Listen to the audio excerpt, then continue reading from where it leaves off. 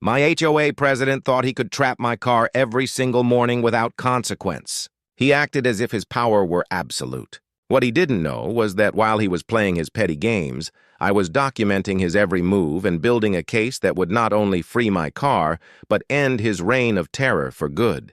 This is the story of how I executed the ultimate revenge. But to truly understand how we arrived here, how a simple parking dispute spiraled into an all-out war that ended in a public takedown, we need to go back.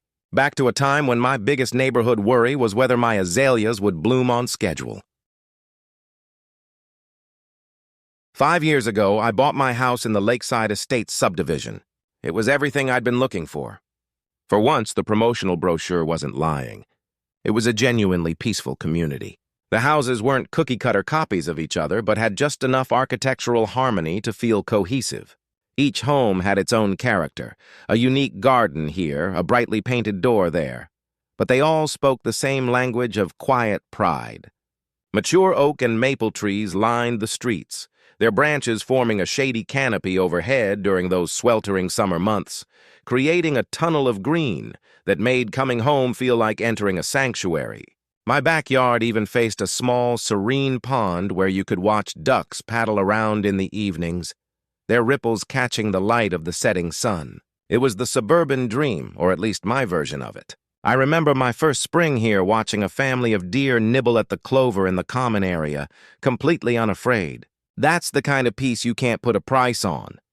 I'm a project manager for a construction firm, which means I have to be on site, often at the crack of dawn, to coordinate subcontractors and ensure the day starts smoothly. My world is one of steel, concrete, and logistics. I coordinate electricians, plumbers, ironworkers, and masons, ensuring that a symphony of controlled chaos results in a finished building that is completed on time and on budget.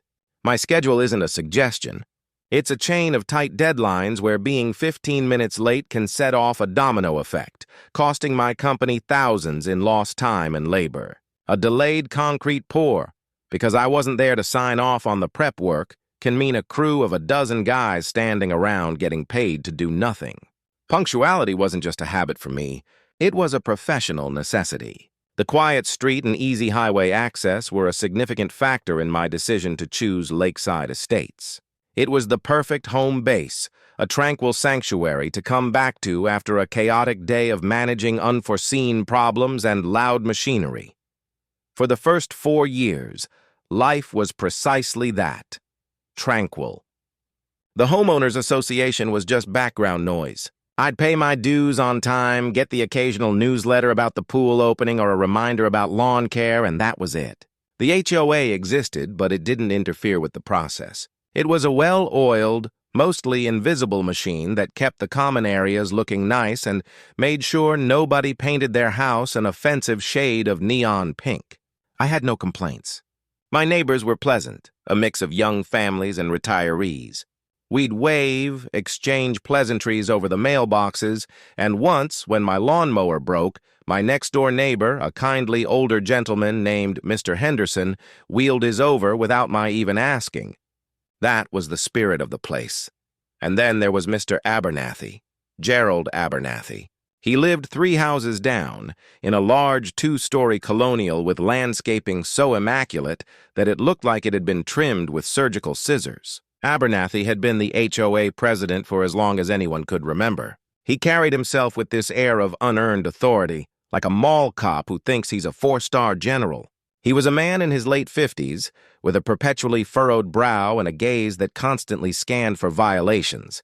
You'd see him on his morning walks, not enjoying the scenery, but measuring the height of his neighbor's grass with a critical eye, his lips pursed in silent judgment. He walked with a stiff, self-important posture, his hands clasped behind his back as if he were reviewing troops.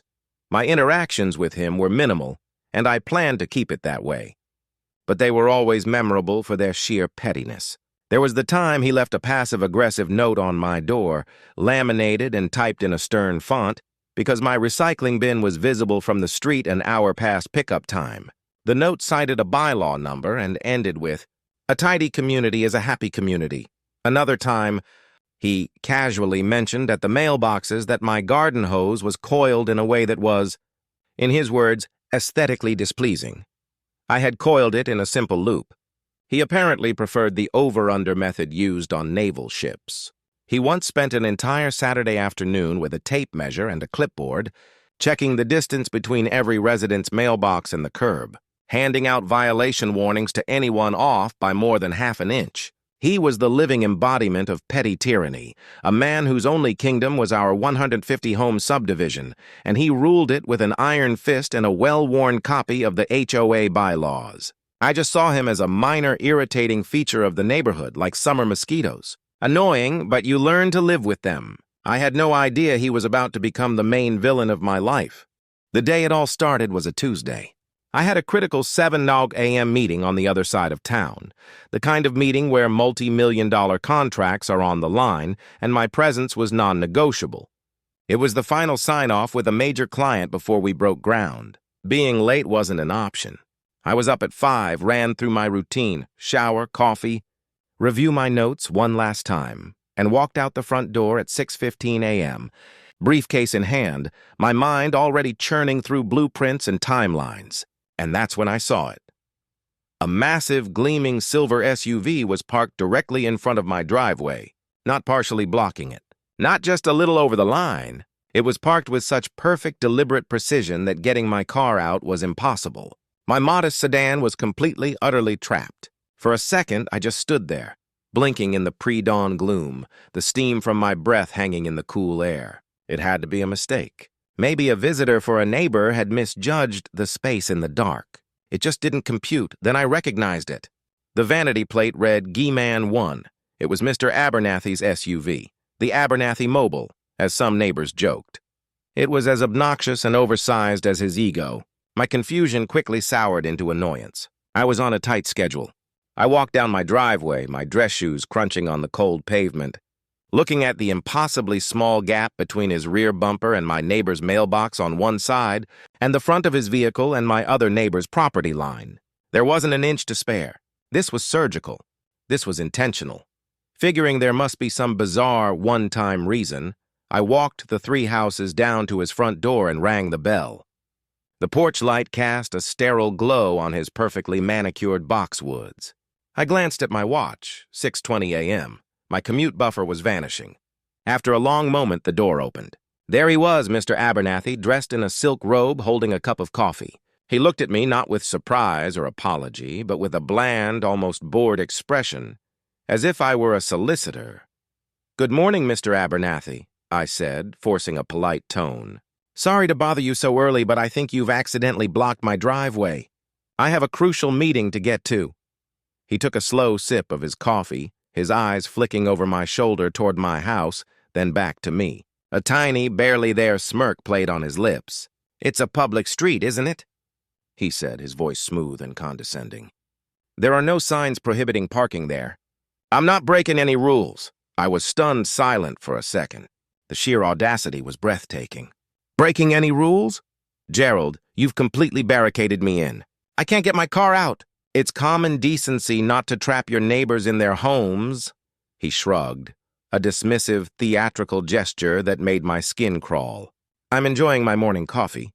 I'll be leaving for my work at my usual time, around 7:30. I'm sure you can wait." My jaw tightened. The tendons in my neck felt like steel cables. "I can't wait. I have to be at work by 7. "I've explained that. Could you please move your car?" "It would take you 30 seconds. He took another long, deliberate sip from his mug, his eyes locking with mine over the rim. It was a clear power play. He was enjoying this. He was savoring my powerlessness. "As president of this HOA," he began, as if the title gave him diplomatic immunity, "I am very familiar with the bylaws and city ordinances. I am parked legally. Your poor time management isn't my emergency." And with that, he closed the door in my face. Not slammed, but closed with a soft, final click that was somehow more infuriating than any shout.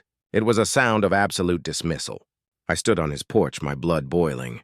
The politeness was gone, replaced by a rising tide of pure, unadulterated rage. I had to make a frantic call to my boss, invent a story about a flat tire that felt flimsy even as I said it, and absorb the palpable disappointment on the other end of the line. The meeting would have to start without me. All because the petty tyrant down the street decided to use his 2-ton SUV as a weapon in a war I didn't even know I was in. Standing there on his perfectly manicured lawn, fuming with helplessness, I knew this wasn't an accident. It was a declaration. Before we get into how this one-time incident became a daily nightmare and the meticulous plan I hatched to turn the tables on him, if you've ever dealt with a power-tripping neighbor or an HOA from hell, do me a favor and hit that like button. It lets me know I'm not alone in this fight, and it really helps the channel. I thought, maybe foolishly, that he'd made his point. He had flexed his imaginary muscle, caused me a ton of trouble, and surely that would be it, a warning shot. I spent the day fuming, but part of me assumed the sheer absurdity of it meant it couldn't happen again. That was my first mistake. The next morning, I woke up with a knot of dread in my stomach before my alarm even went off. I crept to my bedroom window, which looked out onto the street, and peeked through the blinds. My heart sank. There it was again. The silver behemoth, parked in the same spot, gleamed under the streetlights like a sentinel guarding my prison. It wasn't a one-off. It was a pattern. This became my new reality. Every single morning, Monday through Friday, Mr. Abernathy would leave his house at precisely 6:10 a.m., get in his SUV, drive the 100 feet down the street, park it squarely in front of my driveway, and walk back to his house to enjoy his morning coffee. The sheer premeditation of it was staggering. This wasn't laziness. It was a calculated daily act of aggression. It was psychological warfare. He had found a weakness, my need to leave early for work, and was exploiting it with sadistic glee. My mornings devolved from a quiet, productive routine into a source of debilitating anxiety. I started waking up at 5:30, heart pounding, to see if he'd done it again. He always had. I tried to be reasonable. On the third day, I caught him as he was walking back to his house. I kept my voice even, despite the rage churning in my gut. "Gerald," I said, "I'm trying to understand. Why are you doing this? If I've done something to offend you, please let me know. We're neighbors. We should be able to talk about this." He just smiled, that same infuriating, condescending smile. "As I said, it's a public street. I enjoy the view from that spot." He gestured vaguely at my perfectly average front yard, as if it were the Grand Canyon. Then he leaned in, his voice dropping to a conspiratorial whisper. "You seem to think you're separate from the community. You pay your dues and that's it. You don't volunteer. You don't attend the social events. We value conformity here. Maybe this is a way to encourage you to be more involved." Conformity. So that was it. My crime was my indifference to his authority. My quiet, keep-to-myself existence was an affront to his sense of control. My next step was to appeal to a higher power, or so I thought, the HOA board. I drafted a careful, professional email, outlining the situation calmly and factually, just as I would in a project report. Subject: formal complaint, harassment and driveway obstruction at 123 Oak Street. I detailed the daily deliberate nature of the blocking. I attached a time-stamped photo. I described the harassment as a persistent issue that was not only causing me professional hardship, but was also a significant safety concern. What if there was a fire? A medical emergency? I cited the vague bylaw about neighborly conduct. Being formal and rational would help me be heard. The response I got 2 days later was a gut punch. It was from the board secretary, a woman I knew was one of Abernathy's cronies. The email was a masterpiece of bureaucratic buck-passing. "Dear resident," it began, "the board has received your complaint regarding a parking issue on a public street. While we encourage neighbors to be considerate, the HOA has no jurisdiction over public roadways and cannot get involved in personal disputes. Mr. Abernathy, as our president, assures us he is operating within city ordinances and our governing documents. We suggest you resolve this amicably with him directly. A personal dispute." They had framed his targeted harassment as a squabble between two children. The system I paid dues to was actively complicit in his abuse of power. I realized I was entirely on my own. The board was his court, and they would never rule against their king. Emboldened, Abernathy escalated. He'd sit on his porch, mug in hand, and watch me. He knew I was watching him. He'd make a little show of raising his coffee cup in a mock toast. Some mornings, he'd make a show of slowly walking out to his car at 7:45, polishing an already spotless headlight before finally driving away. My work life started to suffer. My excuses to my boss were wearing thin. The stress was immense. My home, my sanctuary, now filled me with dread. The final straw came a month into this daily torture. It was a Saturday. My sister, who lived an hour away, called in a panic. Her young son, my nephew, had fallen at a playground and they were on their way to the ER. He'd hit his head and she was crying, scared, and asked if I could please come. Of course, I said. I'll be right there. I grabbed my keys and ran out the door, and there it was. The silver SUV. It was 10 a.m. on a Saturday. He wasn't even going to work. He was doing it out of pure malice. It was a symbol of his total dominance. I didn't even think. I ran to his house and pounded on the door. Abernathy! Get out of here now! I was screaming. It's an emergency! Move your car now! The door opened, and he stood there in a polo shirt and slacks, a look of smug satisfaction on his face. This was the moment he had been waiting for. He had been waiting for me to break. What is all this commotion? He asked, feigning concern. You're disturbing the peace of the neighborhood. My nephew is on his way to the hospital.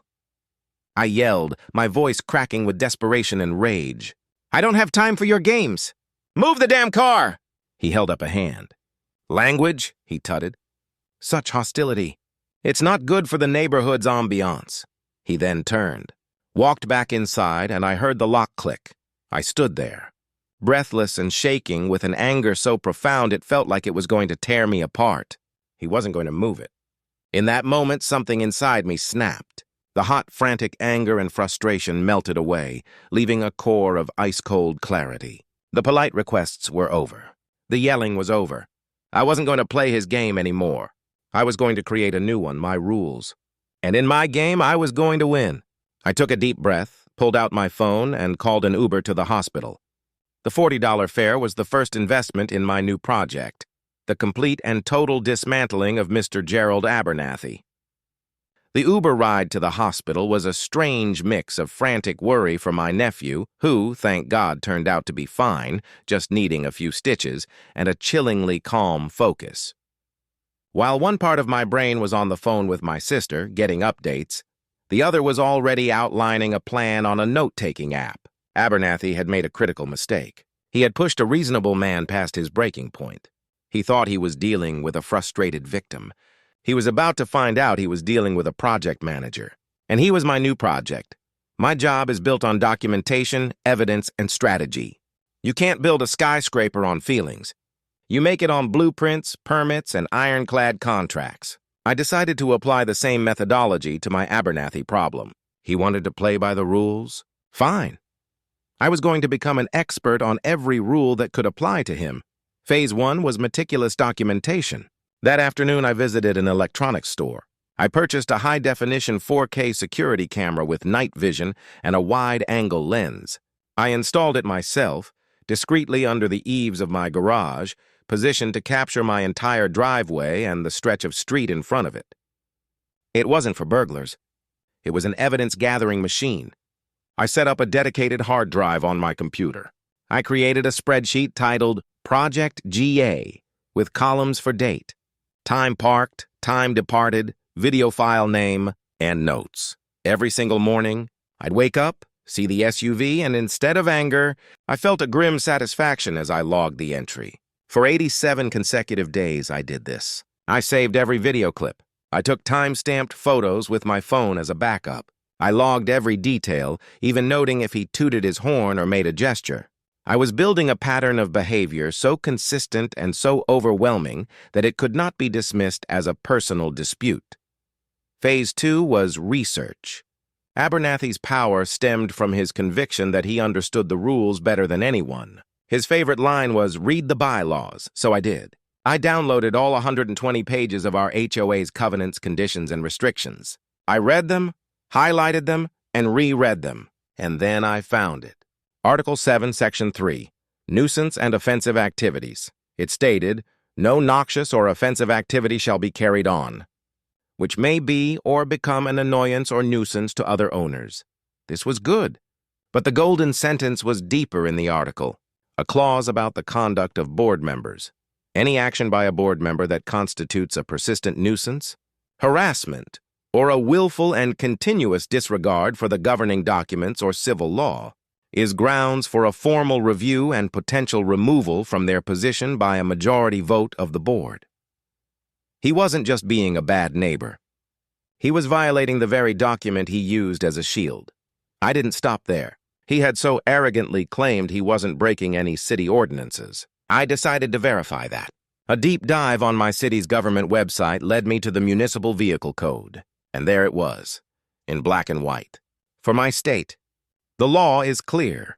No person shall park or leave stationary on a public highway any vehicle in front of or to obstruct or interfere with the ingress to or egress from any private driveway. It was illegal. Full stop. His entire defense was a lie. He was counting on my not knowing the law. I printed the page and highlighted the section. Phase 3, strategy. I could have just called a tow truck. Legally, I was in the clear. But that was a single battle. I wanted to win the war. Getting him towed would only make him more vindictive.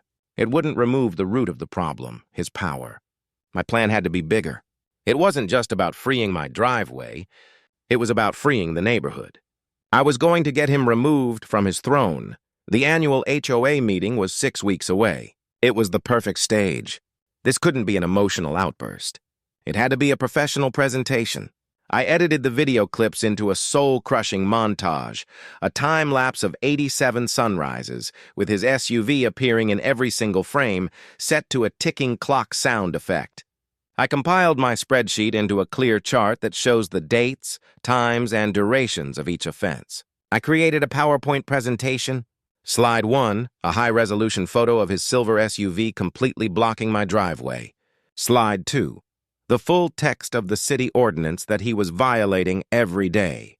Slide 3, the nuisance and harassment clause from our own HOA bylaws, with the section about removing board members highlighted in red. Finally, I compiled everything, the photos, the legal printouts, and the bylaw excerpts, into a thick, professionally bound dossier. I made 20 copies, one for every board member and a stack for the audience.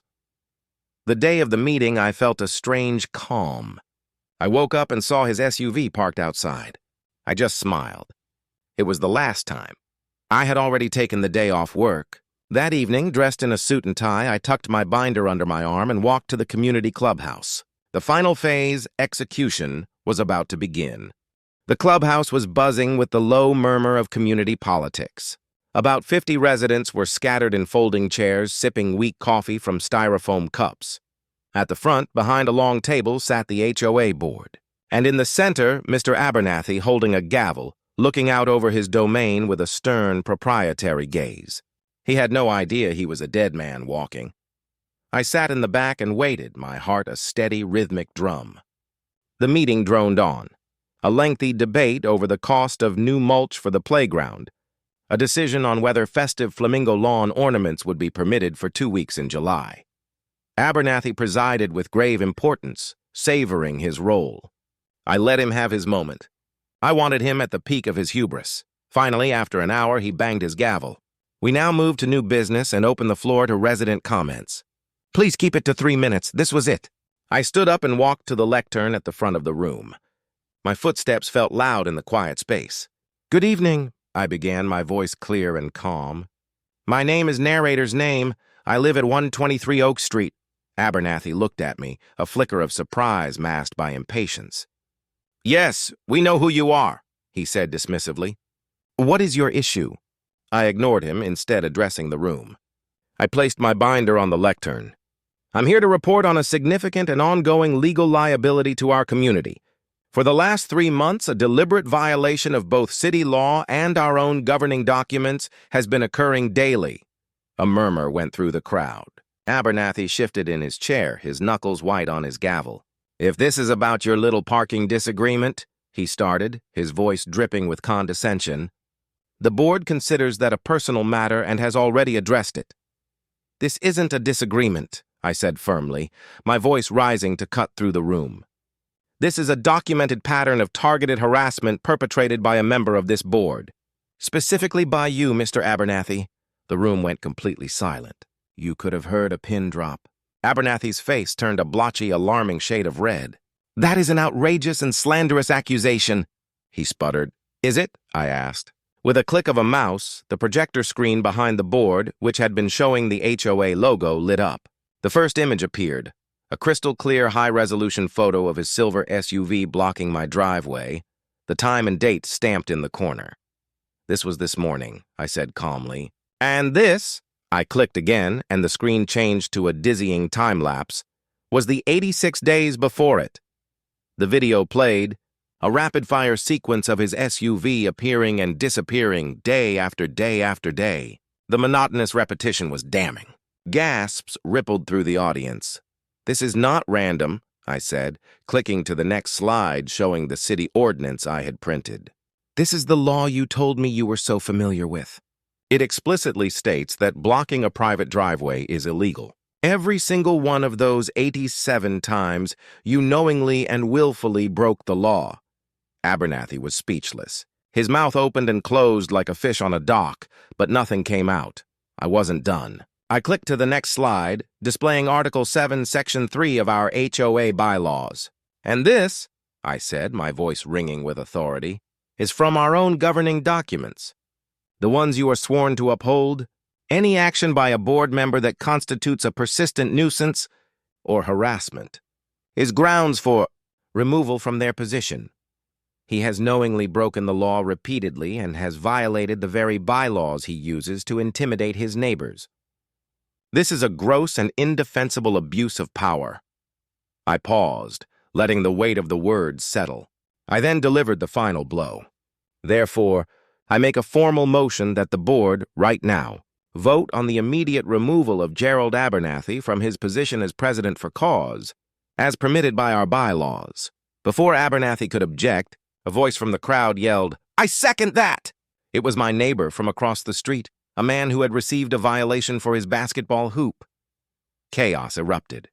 Abernathy was on his feet, banging the gavel, his face a mask of purple rage. "This motion is out of order. This meeting is adjourned," he screamed, but it was too late. He'd lost control. The board secretary, the same woman who had dismissed my email, looked at the angry faces in the crowd, then at the undeniable evidence on the screen, and made a quick calculation to save her own skin. "Mr. President, the motion has been made and seconded," she said, her voice trembling. "According to the bylaws, the board must address a motion for removal for cause. We have to vote on it." The other board members, seeing the thick dossiers I had begun passing out and the furious crowd, quickly distanced themselves from him as if he were radioactive. The vote was swift and brutal. One by one, starting at the far end of the table, the board members raised their hands to remove him. Aye. He was stripped of his power, of his title, in a matter of minutes, in the most public way imaginable. He stood there, utterly defeated, as his own board sealed his fate. The aftermath was more satisfying than I could have imagined. Abernathy just gathered his papers with shaking hands, his face pale and slack. He refused to make eye contact with anyone, least of all me, and shuffled out of the clubhouse. He was a king one moment and a pariah the next. As the door closed behind him, a spontaneous applause broke out in the room. The spell of fear he had cast over the neighborhood was broken. The very next morning, I woke up out of habit and looked out the window. The street was empty. My driveway was clear. It was such a simple thing, but it felt like a monumental victory. I walked out my front door with my coffee and just breathed in the cool morning air. It was the first peaceful morning I'd had in months. The story of the meeting spread like wildfire. I became a reluctant hero. People I'd only ever nodded to would stop me on the street to shake my hand, to thank me, to share their own stories of Abernathy's reign of terror, the fines for holiday decorations left up a day too long, the warnings about the wrong shade of white on a window trim. My next-door neighbor, Mr. Henderson, clapped me on the shoulder and said, "You did a good thing. That man had it coming for years. Abernathy himself became a ghost. He was still in the house, but he was never seen. His perfect lawn started to look a little shaggy. His surgically trimmed hedges grew out. He no longer took his critical morning walks. He had built his entire identity around being the ruler of lakeside estates. When that was taken from him, there was nothing left. About 2 months later, a for sale sign appeared on his lawn. He couldn't bear to live in the kingdom where he'd been so publicly and thoroughly dethroned. I watched the moving truck pull away, feeling neither glee nor a profound sense of finality. The project was complete. A special election was held, and a new reasonable HOA board was voted in. The new president's first act was to propose a review of the bylaws to remove the overly restrictive and petty rules. A general sense of ease settled over Lakeside Estates. The neighborhood felt lighter. My life returned to normal, but it was a new, better normal. The morning anxiety was gone, replaced by a quiet sense of accomplishment. I had faced a bully who had the system on his side, and I had come out on top. I didn't use anger or aggression, but his own weapons, the rules and bylaws, against him. The lesson I learned was profound. Justice doesn't always find you. Sometimes you have to be methodical. You have to be patient. You must have built your case, piece by piece, until it becomes so substantial and undeniable that it forces the system to work in your favor. So that's how I took down my HOA president from hell. It took a lot of patience, but the result was sweeter than I ever could have imagined. I reclaimed my peace and helped my entire community breathe a little easier. He acted as if his power were absolute. Still, he forgot that any power given by a community can be taken away just as easily. Now I have to ask you, what would you have done? Have you ever had a run-in with an out-of-control HOA or a neighbor who just wouldn't quit? Please share your stories in the comments below. I read every single one, and it's good to know we're not alone. And if you enjoyed this story of justice served, make sure to subscribe and turn on notifications so you don't miss the next one. Thanks for watching.